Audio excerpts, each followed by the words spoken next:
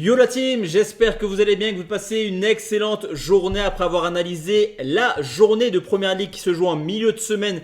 Ce lundi, on va enchaîner tranquillement avec notre bonne vieille Ligue 1 qui commencera seulement vendredi avec Lille-Brest et Auxerre-Paris Saint-Germain pour se terminer dimanche par un classique de notre championnat entre Saint-Etienne et Marseille. D'ailleurs, si tu veux mon analyse et mon pronostic sur cette rencontre, il sera disponible tout simplement sur mon canal Telegram. Le lien, tu peux le retrouver en commentaire épinglé. Et hier soir, on a performé les gars sur cette rencontre en validant la triple chance buteur. Également un fun avec le but de Luis Enrique et de Greenwood. À chaque fois qu'il y a des gros matchs comme ça, on va chercher des grosses cotes, on essaye de marier les buteurs qu'on sent le mieux. Le mariage était bon hier et la cote à 10 qui passe fait extrêmement plaisir. On commence cette vidéo avec Lille qui reçoit Brest à quelques jours de jouer en Ligue des Champions pour les deux clubs. L'objectif est peut-être de se concentrer sur le championnat sur ce week-end.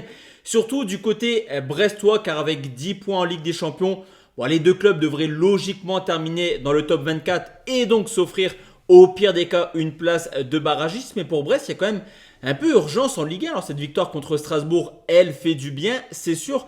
Mais c'est surtout une équipe de Brest qui a du mal avant un match de Ligue des Champions. Je pense que pour eux, c'est très très beau de jouer la LDC. C'est une équipe qui n'a jamais joué ce genre de compétition. Donc tous les matchs avant une Ligue des Champions se sont généralement traduits par des contre-performances. Un nul, 4 défaites avant un match de LDC pour les Brestois. Surtout que le LOSC à domicile, on le sait, c'est une équipe ultra performante. Mais également une équipe qui va pas mettre 3, 4, 5 buts à domicile. Généralement, c'est une petite victoire. 1-0, 2-0, 2-1. Voilà, c'est vraiment une moyenne de buts du côté du LOSC.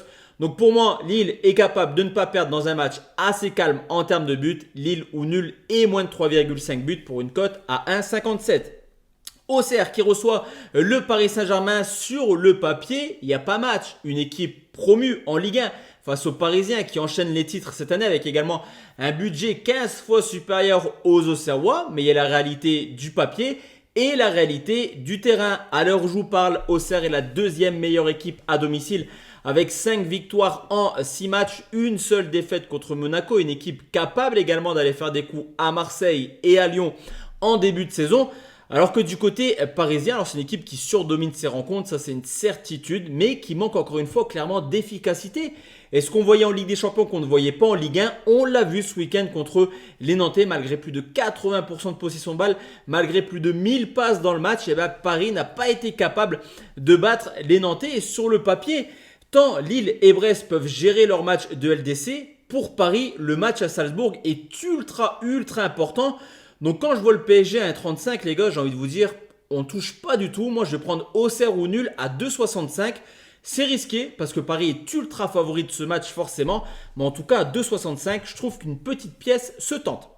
Monaco qui affronte Toulouse, sale semaine pour les Monégasques qui après une défaite 3-2 à domicile contre Benfica en Ligue des Champions sont tombés également au Vélodrome pour une défaite sur le score de 2-1. C'est assez malheureux cette semaine parce que dans le contenu, que ce soit le match de LDC ou de Ligue 1, le contenu était plutôt positif. Alors attention, parce que Monaco aime nous décevoir quand même à domicile. Sur les 10 matchs cette année, il y a seulement 2 petits clean sheets, on le sait.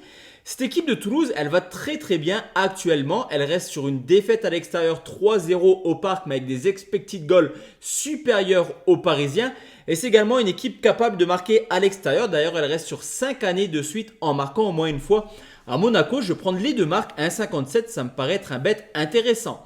Nice qui reçoit Le Havre, là aussi mauvaise semaine pour les Niçois qui après la claque contre les Rangers se sont à nouveau inclinés à Lyon sur le même score de 4-1.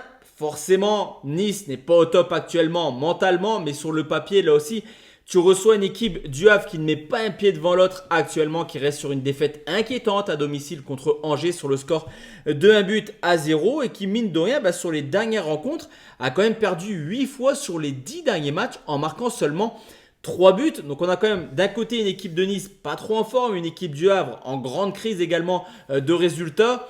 Pour moi, je vais quand même partir sur Nice, mais je vous le dis clairement, à 1,44 la cote, je la trouve assez ridicule.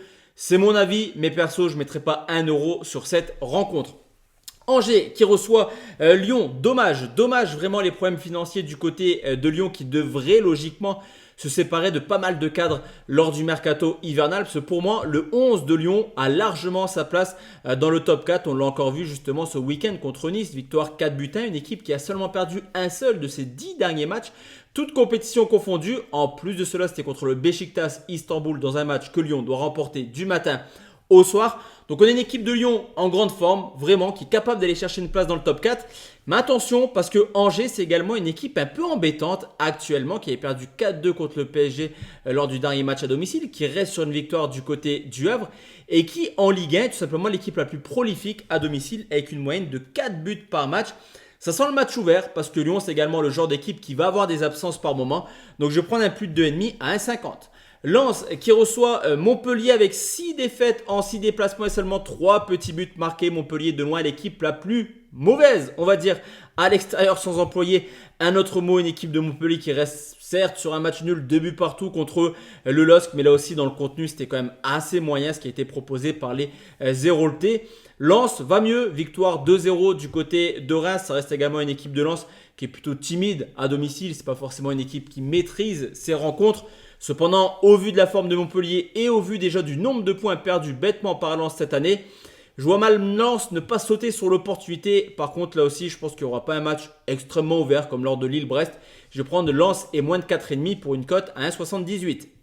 Nantes qui reçoit Rennes, le fameux derby de Bretagne, une équipe de Rennes qui va mieux depuis l'arrivée de Sampaoli et cette défaite au LOSC qui n'est pas forcément inquiétante tant Lille maîtrise ses matchs à domicile, mais il y a une belle victoire 5-0 contre Saint-Etienne avec surtout des buteurs en confiance, Kalimundo, auteur d'un triplé, Gouiri buteur, Ludovic Blas également. Donc c'est une équipe de Rennes qui va aborder ce match avec un peu plus de confiance. Mine de rien, les Rennais sont quand même assez à la traîne en ce début de saison. Il va falloir activer, enchaîner les victoires pour espérer aller chercher une place en Coupe d'Europe en fin d'année. Ce déplacement, il tombe plutôt bien parce que historiquement, Nantes, c'est une seule victoire en 2024 à domicile. Et en plus de ça, Rennes aime bien venir à la Beaujoire sur les 10 derniers déplacements. Il y a quand même une stat qui est plutôt intéressante, c'est que Rennes a remporté 5 de ses 10 déplacements. Donc pour moi, c'est une victoire de Rennes remboursée tout de même 6 matchs nuls pour une cote à 1,60. Et enfin, la dernière rencontre, c'est Strasbourg qui reçoit Reims, 2 outsiders en début de saison pour l'Europe, parce que Strasbourg avait fait un gros investissement lors du mercato. Du côté de Reims, tu as également l'expérience des 2 dernières années où ils étaient aux portes de l'Europe. On s'était dit pourquoi pas dans une Ligue 1 où potentiellement 7 clubs seront qualifiés en Europe. Je pensais que Strasbourg ou Reims avaient clairement leur mot à dire, mais pour l'instant c'est assez compliqué en termes de résultats. Par contre, il y a un dénominateur commun, on va dire, avec ces deux équipes, c'est que c'est des équipes qui marquent énormément. Strasbourg, c'est l'une des équipes la plus prolifique à domicile, quasiment 4 buts par match. Et à côté de ça, tu as également une équipe de Reims qui a quasiment toujours marqué à l'extérieur.